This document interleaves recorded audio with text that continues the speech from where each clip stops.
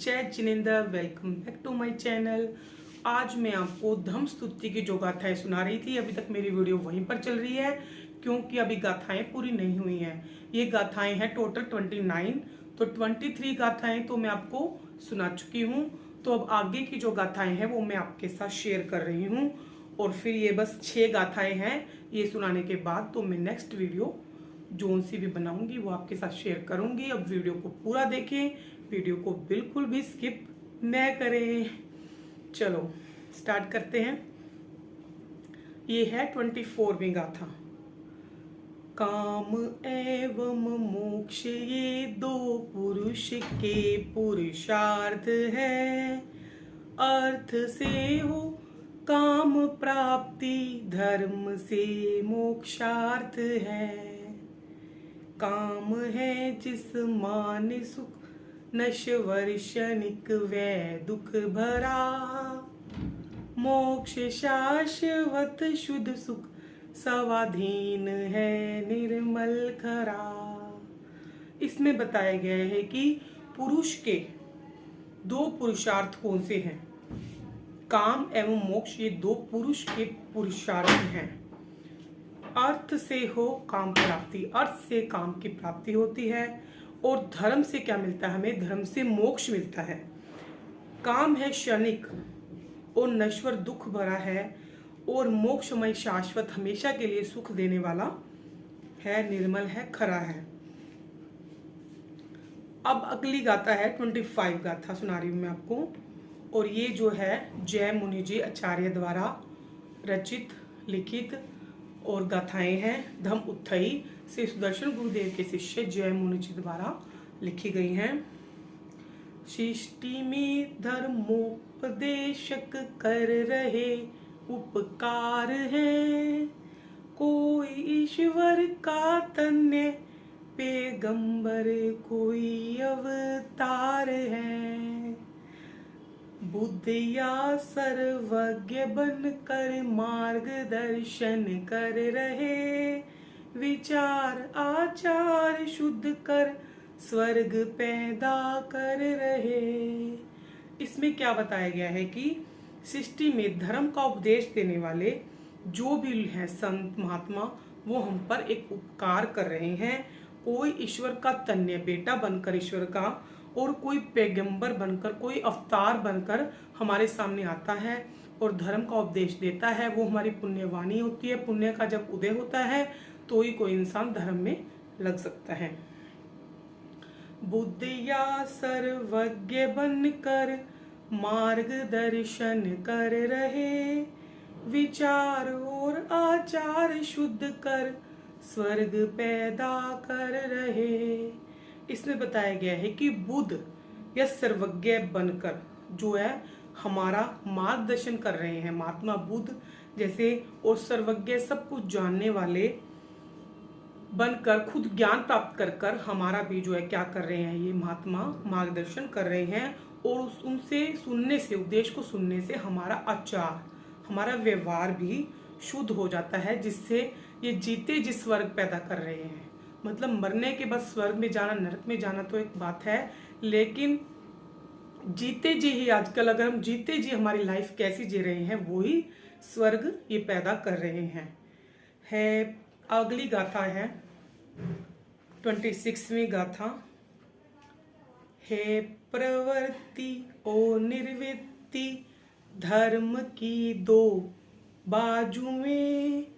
दोनों के सहयोग से ही जीव शिखरों को छुए। पुण्य और संवर ये दोनों धर्म के 2 पक्ष हैं। मार्गदर्शन करते जैसे मिलके दोनों अक्ष हैं। इसमें बताया गया है कि धर्म में प्रवृत्ति और निवृत्ति, ये क्या है, धर्म की 2 बाजुएं हैं, और दोनों के सहयोग से ही जीव जो है शिखरों को छू जाते हैं। पुण्य और संवर ये दोनों धर्म के 2 पक्ष हैं। पुण्य करना अलग बात है, छोटे छोटे पुण्य जैसे पक्षियों को पानी डालना, किसी को गाय को रोटी देना, और संवर होता है कि पापों को हमारे पास आने से रोकना, मतलब हमारे मन में उन उपदेशों को सुनकर ऐसा विराग हो जाए कि हम पापों से दूर भागने लगे। संवर होता है कि पापों से दूर भागने लगे हमारा मन। ये दोनों ही क्या है, धर्म के ही दो पक्ष हैं। मार्गदर्शन करते जैसे, ये हमारा मार्गदर्शन करते हैं जैसे मिलके दोनों अक्ष हैं, जैसे दोनों अक्ष मिलकर हमारा मार्गदर्शन करते हैं, वैसे ही ये भी हमारा मार्गदर्शन करते हैं। चलो मैं अगली गाथा सुना रही हूँ। अगली गाथा है 27वीं गाथा। द्रव्य शुद्धि क्षेत्र शुद्धि काल शुद्धि कर रहे, भाव शुद्धि के बिना पातक नहीं है झर रहे। इसमें बताया गया है कि द्रव्य शुद्धि, द्रव्य से हमें शुद्ध होना पड़ता है पहले। द्रव्य मतलब भारी रूप से भी शुद्ध। क्षेत्र शुद्धि, हमारे क्षेत्र की भी शुद्धि होनी चाहिए। काल शुद्धि भी कर रहे हैं। भाव शुद्धि के बिना पातक नहीं है झर रहे, मतलब भाव जब तक नहीं आते शुद्ध वाले तब तक कोई भी शुद्धि का कोई फायदा नहीं है। पातक मतलब पाप कर्म हमारे नहीं झड़ रहे हैं। भाव शुद्धि सहित जो करता धर्म की साधना, इसमें बताया गया है कि जो भाव शुद्धि के सहित, भाव भी उसके शुद्ध हैं, उनके सहित ही द्रव्य की शुद्धि कर रहे हैं, क्षेत्र की शुद्धि और काल की शुद्धि कर रहे हैं, तो ही धर्म की वो सच्ची साधना या आराधना कर रहा है। उसके चारों ओर शांति रस बरसता है घना। जो भी भाव शुद्धि सहित धर्म की साधना करता है तो उसके चारों ओर शांति का रस बरसता है। अब मैं आपको 28वीं गाथा सुना रही हूँ।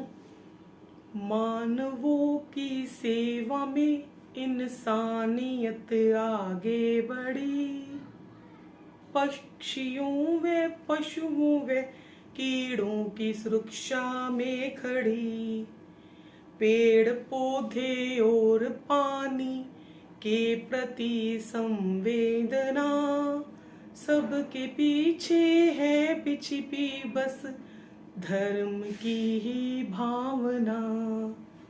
इसमें बताया गया है कि मानवों की सेवा में, मानव की सेवा वही कर सकते हैं जिसमें इंसानियत कूट कूट के भरी हुई है।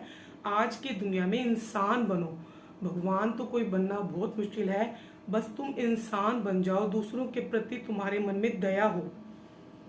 तो मानवों की सेवा में इंसानियत सबसे आगे बढ़ी है और पक्षियों, पशुओं और कीड़ों की सुरक्षा में खड़ी है। अब पेड़ पौधों को जो पानी देते हैं और पेड़ पौधों के प्रति जो उनकी अंदर से संवेदना, अंदर से दर्द उठता है कि हम पेड़ पौधों को पानी दें, सबके पीछे बस छिपी है धर्म की बस भावना। ये सब कुछ क्यों करते हैं? क्योंकि उनके अंदर में कुछ न कुछ धर्म की भावना है। मानवों की सेवा में इंसानियत आगे बढ़ी, ये बताया गया है। सबके पीछे एक धर्म की भावना छिपी हुई है जिससे वो इन सारे कामों को करते हैं। अब है सबसे लास्टवीं गाथा 29वीं गाथा, और अब ये मतलब खत्म हो जाएगी, फिर बस और गाथाएं नहीं है। नर से नारायण बनाती धर्म की है साधना, आत्मा बनती महात्मा कर धर्म की पालना। धर्म सबकी जिंदगी का केंद्र पालनहार है, धर्म की सत्पालना से सब सुखी संसार है। अब जो लास्ट में गाथा है उसमें बताया गया है कि नर से नारायण बनाती कौन है? धर्म की साधना करने से मानव जो है, साधारण मनुष्य ही नारायण बनते हैं, भगवान बनते हैं। आत्मा बनती है, आत्मा भी महात्मा धर्म की साधना करके ही बनती है। नर से नारायण जो मानव ही होते हैं, जो दीक्षा लेते हैं। जैसे भगवान महावीर स्वामी भी एक मानव थे, लेकिन उन्होंने दीक्षा ली, मोक्ष को प्राप्त किया, वो नर से नारायण बने। धर्म सबकी जिंदगी का एक केंद्र पालनहार है। मतलब धर्म ही हमारे जीवन को रक्षा करता है। धर्म की सत्पालना से, धर्म की अगर हम सच्चे ढंग से पालना कर रहे हैं तो सब सुखी संसार है। मतलब हमें अपने मन से भी कामना करनी चाहिए कि सभी संसार सुखी रहे, सभी संसार सुख में हो, सभी प्राणी फले फूले, धर्म का भाव हो मन में, प्रेम की पींग में झूले। अब मैं ये वीडियो मेरी खत्म हो गई है। अगर मेरी वीडियो आपको जरा सी भी पसंद आई हो, लाइक हो तो शेयर करें, सब्सक्राइब करें।